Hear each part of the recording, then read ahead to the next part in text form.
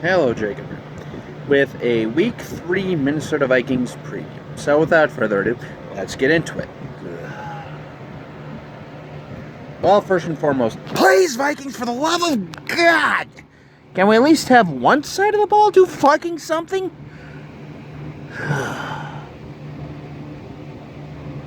So, yeah, that's basically how we're starting off here, because, again, through the first 2 weeks of the season, the Vikings have looked like absolute dog crap. Because outside of the first drive, the Vikings can't do anything. Defense can't stop anyone. The offense can't move. Cousins has about half as many interceptions in the last week than he had all of last year. I didn't realize Diggs was that much of an important factor for us. I mean, I knew he was great. Don't get me wrong. I mean, Diggs is an amazing receiver, but...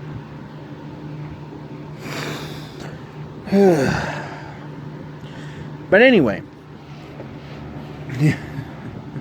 Just please, for the love of God, guys, can we at least have, 60 minutes of solid football here?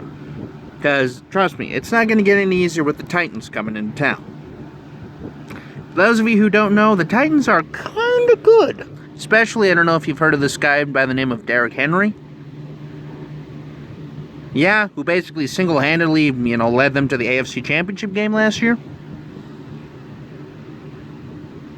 So yeah, be kind of nice if you could stop him. However, though, the Vikings have acquired a former Broncos linebacker, Todd Davis. I had to think about that for a sec. Who's a really good run stopper, but unfortunately, he's not the greatest in coverage. So, in other words, Anthony Barr. Anyway, I'm just hoping that he can at least add some sort of a presence to our team here. Whether or not he actually plays yet, I don't know. But let's just say the Tennessee Titans pose all sorts of threats against, well, the Vikings. Because again, at this point, the Vikings haven't shown me anything that they can stop anyone at this point. So until I see otherwise, the Vikings are going 0-16. But anyway. So yeah, the biggest preview, as I said before, would be stopping, Derrick Henry, because again, that'd be kind of a good start at least, which is kind of difficult to do considering the Vikings have literally no defense at this point. But again, I've made several videos about this already. So, I mean, I hate to say it, but it's almost a must-win at this point. The panic button isn't been pressed yet, but it's in sight. So yeah. And on top of that, their defense is actually not that bad either. I mean, they signed this guy, I don't know if you've heard of him, Jadeveon Clowney, anyone? But yeah, so, yeah, I mean, they have a very solid defense. And their offense is pretty good. By the way, Ryan Tannehill actually turning into a quarterback that, a lot of people thought he could be, but Miami. So... I mean, he did have some really good, stints in Miami. It just wasn't sustained enough, just because, well, Miami. So, yeah. The biggest thing for me is, as I said, and we'll keep saying, stop Derrick Henry, please. Because he's basically the cog that makes that engine move. And on defense... try not to do anything, well, stupid. Because, I mean, yeah, sure, their defense is not bad at all. I mean, it also helps when your head coach is a former defensive player in Mike Vrabel. So, yeah. And also, Kirk Cousins, stop turning the ball over, damn it! Stop getting safeties! Ugh. By the way, did I mention that last week was 3 straight games that Cousins had a safety? Part of that's on Cousins, part of that's on the offensive line, but still. Can we at least, I don't know, sustain drives, get it into scoring range, please? Because again, it seems like after the first drive, we can't move the damn ball. But anyway. So yeah, I mean, the biggest thing for the Vikings is stopping Derrick Henry, sustain drives, hey, by the way, Dalvin Cook, maybe we should use him a little more. Because it seems like in the last couple of losses, we have not. It seems like we have like a game plan for like a quarter and a half, and then it goes to hell in a handbasket. So, maybe, I don't know, abandon it.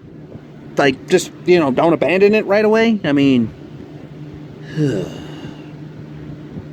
but yeah, as I said before, this has been a long season so far. And yikes. Because this, again, could turn really bad really quickly. So yeah, I think the biggest key for us, as I said, just please, guys, if you can get this win, I have a feeling we can get some momentum going. But the problem is getting that first win, especially when the first couple of games have been absolute crap. And that's being polite. But anyway. Yeah, this has shades of 2010 and 2011 all over again. Yeah. You remember what happened in 2010? Ugh. I mean, eventually at some point, something's got to happen here. So, but again, we'll see here because, well, all it takes is one win. If we can get a win here, get some momentum going again. I mean, the season's not lost to this point. But as I said before, the panic button is in sight. And if we hit the panic button, well, there's no turning around.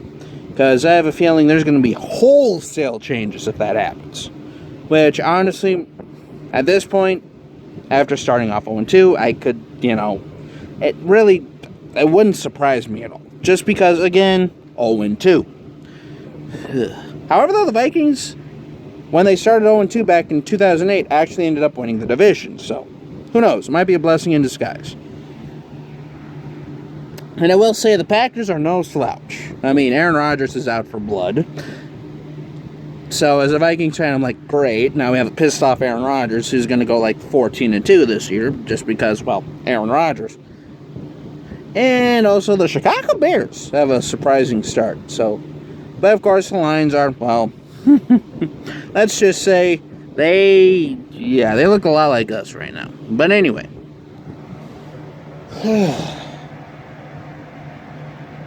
So yeah, I mean, hopefully we can get this done. Hopefully, for our sake, we can get the W, move on to 1-2, and just go from there. Get some momentum going. If we can get a couple wins going here, we're right back in this. But if we continue to lose, well, tank for Trevor. That's all I'm going to say. So until we meet again, this is Jacob. Have a good night.